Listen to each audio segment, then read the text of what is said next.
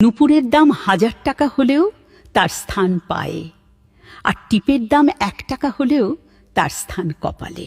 ইতিহাস সাক্ষী, লবণে কখনো পোকা ধরেনি, কিন্তু মিষ্টিতে প্রতিদিনই ধরে, আবার পিঁপড়াও ছাড়ে না। মানুষ সোজা পথে চলতে চায় না, বাঁকা পথেই আগ্রহ বেশি। তাই তো মদ বিক্রেতাকে কোথাও যেতে হয় না, কিন্তু দুধওয়ালাকে বাজারে দাঁড়ে দাঁড়ে ঘুরতে হয়। আমরা সর্বদা দুধ বিক্রেতাকে বলে থাকি, দুধে জল মিশাননি তো? আর মানুষ মদে জল মিশে খায়। আজ পর্যন্ত মানুষকে এতটুকুই চিনলাম। কচু পাতা দেখেছেন নিশ্চয়ই, ওপরে সবুজ আর ভেতরে চুলকানিতে ভরা। ঠিক তেমনি কিছু মানুষ আছে, বাইরে থেকে দেখতে ভীষণ সুন্দর পরিপাটি, কিন্তু ভেতরটা আবর্জনায় ভরা। সাপ দুধ খেয়ে বিষ উগরে দেয়, আর গরু ঘাস খেয়েও দুধ দেয়। সুতরাং দোষটা খাবারের নয়, পার্থক্যটা স্বভাবের কাজে। নিজের যোগ্যতা নিয়ে কখনো অহংকার করবেন না।